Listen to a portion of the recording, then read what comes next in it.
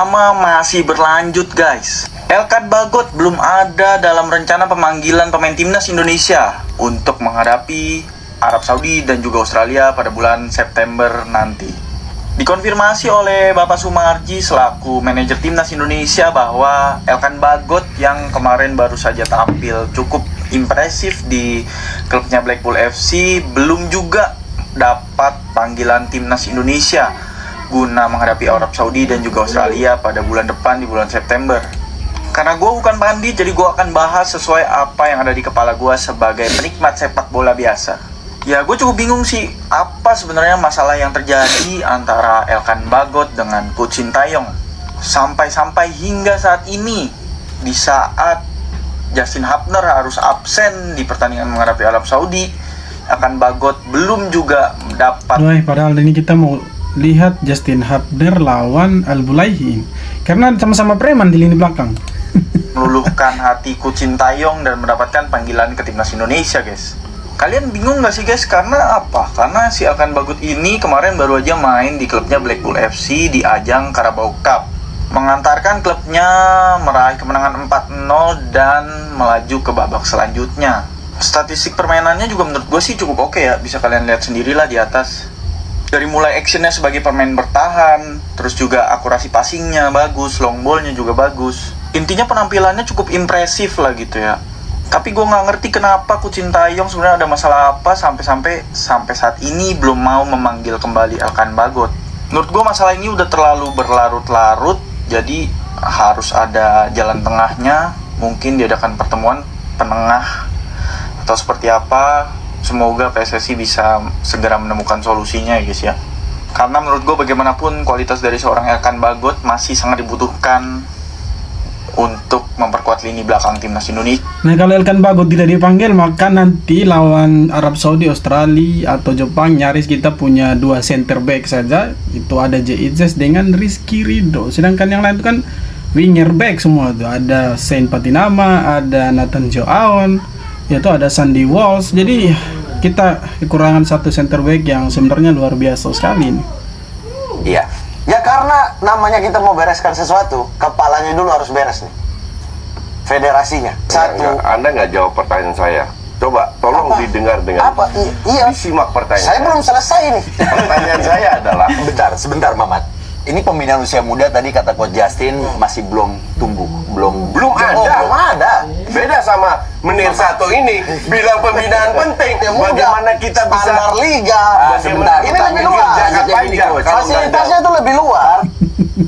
Ya kita memang belum ada pembinaan usia muda. Nah kalau ada pembinaan usia muda sebenarnya bagus untuk kita. Tapi sebenarnya lebih penting lagi kalau kita ada Liga Tarkam itu.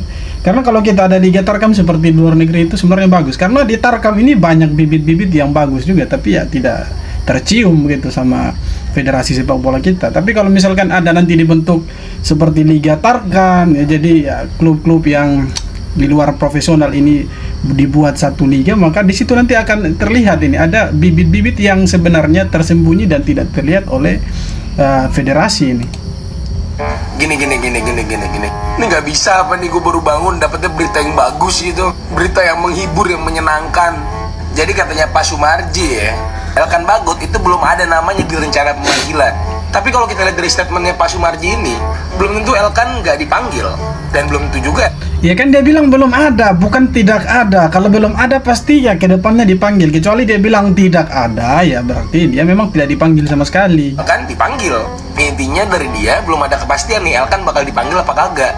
Cuma dari semua itu ya, pertanyaan gua, masalahnya Elkan sama Sintayong itu segede apa sih? Kalau sampai bener Elkan gak dipanggil ya, nih egonya Sintayong ini gede banget ya, jujur aja ya. Ini kalau lu pada bilang, ya lu kalau Sintayong gak berani lu kritik, Indra Sapri ya lu kata-katain, nih gue kritik nih. Ini kalau misalnya sampai Elkan gak dipanggil sih, gila. Ini blunder besar Sintayong sih. Mengingat ya, untuk lawan Arab nanti di laga pertama tanggal 5 September, Jordi Amat, Justin Hubner itu absen karena akumulasi kartu. Pertanyaan, mereka berdua dipanggil nggak? Tetap dipanggil harusnya, karena nanti buat lawan Australia mereka udah bisa main. Akumulasi cuma satu pertandingan. Artinya buat lawan Arab itu back yang tersedia cuma J.Izes, Rizky Ridho, Ferrari, udah nggak ada lagi. Ya paling yang dikasih main J.Izes dengan Rizky Ridho. Ferrari pasti udah jadi cadangan mati nanti itu. Dipanggil lawan di Filipina kan backnya itu. Artinya kita butuh nih sama Elkan. Tolonglah Pak Sintayong, Yong, tolonglah ya turunin egonya. Gue nggak tahu masalahnya apa, sebesar apa gue nggak tahu ya. Yang beredar di Ya semoga dipanggil lah supaya kita ada center back satu lagi, karena nanti pasti yang dimainkan itu Rizky Ridho dengan Jitse. Tidak mungkin Ferrari, tidak mungkin lawan Arab Saudi dan Australia Ferrari dimainkan, pasti akan jadi cadangan dia itu. Yakin saya. Gus, kalau kira-kira di Indonesia Prediksi Gus Dur, pelatih mata sipit bahwa Indonesia Pildun. Wow. kapan ya Gus sampai gitu Gus ke Piala Dunia? Kalau seperti sekarang itu ramalannya Gus Dur. Barangkali 10 tahun lagi kah? 20 tahun lagi? masih lama. Bukan karena apa-apa, disiplin kita nggak punya. Ada cerita Iya. seorang manajer klub sepak bola terancam klubnya itu degradasi ke divisi 2 dari divisi pertama. Jadi kalau takut dia bawa dukun. Dukunnya nggak mau masuk di stadion, di luar. Ini kalau sampai betul ini prediksinya Gus Dur, maka dia patut dapat dibuat patung di Indonesia ini. Ada ambilin baskom berisi air, penuh 55 akan seri ya Pak. Jadi didegradasi karena mesti menang kok. Iya. Dari manajernya keluar lomba mau masa kita dikasih seri gitu, masuk degradasi pas 2 divisi 2. Enggak, pasti sampai menang kok. Saya udah ngatur supaya dapat 10-10. Gua itu 55, dapat 10-0 ya. 55. Bagaimana kok bisa begitu? Katanya orang ya manajer itu ya mula-mula cuma kita 5-0 masuk. Iya. Tapi setelah pindah tempat masukkan 5 jadi 55. Kata dukunnya makanya pindah tempat. Jadi dukunnya belum di brief ya. Jadi akhir Ya semoga Indonesia masuk Piala Dunia lah, supaya kita nanti jangan dukung negara orang lain. Tapi pasti tanya 10 tahun lagi kan, 20 tahun lagi kan, Gus Dur bilang enggak, artinya bukan 2026 ya guys lolosnya. Ya walaupun bukan 2026, tapi semoga kedepannya ya bisa lolos Piala Dunia. Tapi kalau kita lihat dengan potensi pemain yang ada sekarang ya bisalah kita ada harapan untuk bermain di Piala Dunia. Karena kan kita semua masuk di ronde ketiga. Nah kalau kita bisa dapat peringkat 1 atau peringkat 2 kan kita lolos otomatis ke Piala Dunia. Tapi saya rasa itu sulit sekali dan tentunya kita berharap di peringkat 3 dan peringkat 4. Nah, peringkat 3 dan pos 4 ini yaitu jadi harapan satu-satunya untuk Indonesia bermain di Piala Dunia. Kenapa kalau kita dapat peringkat 3 dan peringkat 4 kita bisa main Piala Dunia? Karena kita akan lolos lagi ke ronde keempat. Nah, nanti dari masing-masing grup yang dapat pos 3 dan pos 4 itu mereka kan di sana dibuat lagi dalam satu grup gitu. Nanti di sana diadu lagi negara-negara ini mana yang dapat pos 1 atau posisi 1, nanti dia yang akan langsung bermain di Piala Dunia, sedangkan yang 2, 3 dan seterusnya tidak akan bermain lagi di Piala Dunia. Dan itu sudah jadi harapan Indonesia bisa dapat pos 3 dan pos 4 di ronde ketiga ini. Untuk pos 1 dan pos 2 memang agak sulit, tapi ya semua bisa terjadi dalam sepak bola. 90 menit ya namanya bola bundar. Segala sesuatu bisa terjadi di lapangan teman-teman. Elkan Bagot nggak dipanggil.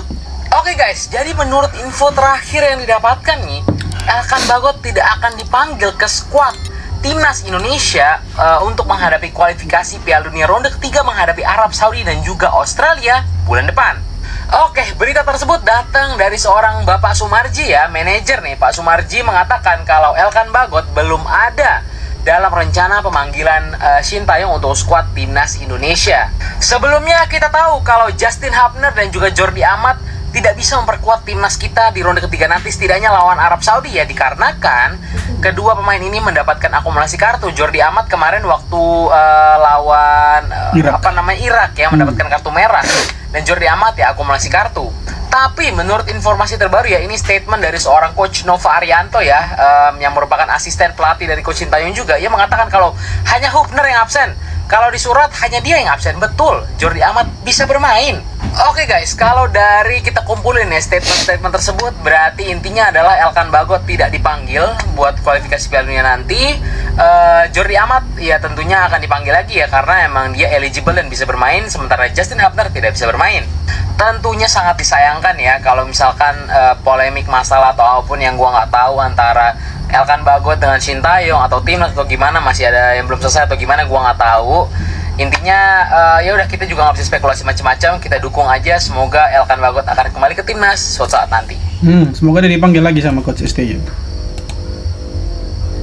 Ya halo Georgie, gimana kabar? Metro TV ucapkan permintaan maaf langsung kepada atlet bulu tangkis tunggal putri Indonesia. Coba kita dengar. Baik, Georgie sebelumnya. Oke, Georgie sebelumnya aku mau sedikit mengucapkan minta maaf atas kesalahpahaman yang kemarin. Nah kita bukan salah pahaman, salah tulis, salah sendiri, salah paham. Sedikit mau tanya nih, Georgie mau ketemu sama Presiden Joko Widodo, mungkin ada yang mau disampaikan. Pertama terima kasih sudah menerima atlet yang atlet medali perunggu giveaway, dia bilang. Untung ini perempuan, kalau laki-laki pasti marah-marah. Aku mau menjawab ya pertanyaan orang-orang yang selalu membanding-bandingkan dan bilang kenapa Sintayong nggak bisa juara AFF sementara Indra Safri bisa 3 kali juara AFF, ya kan? Terus juga pelatih lain seperti Bima Sakti dan Fahri Husaini juga bisa juara AFF. Oke, aku berharap ya kalian bantu share video ini supaya orang-orang teredukasi. Nah, timnas U16 itu pemainnya diambil dari mana sih? Dari klub-klub yang berkompetisi di U16 kan, Liga EPA Junior U16 ya kan, SSB U16 ya kan, klub-klub U16. Nah di Malaysia juga sama, kompetisinya U16 juga.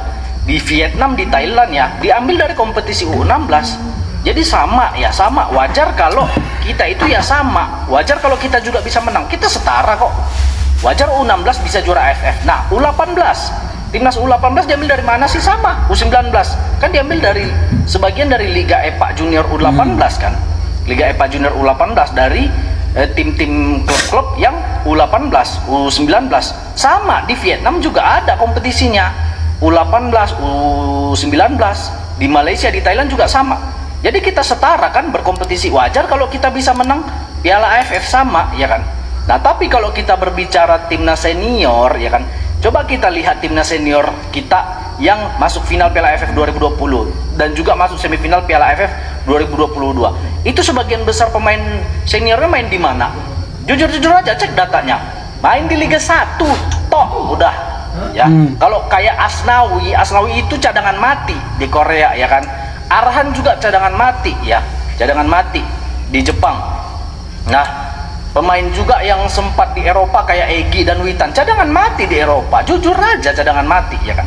Nah kita ke Thailand, di Thailand itu pemain dari Buriram United itu main di Liga Thailand tapi juga main di Liga Champions Asia ya kan, kayak Teraton Bunmatan.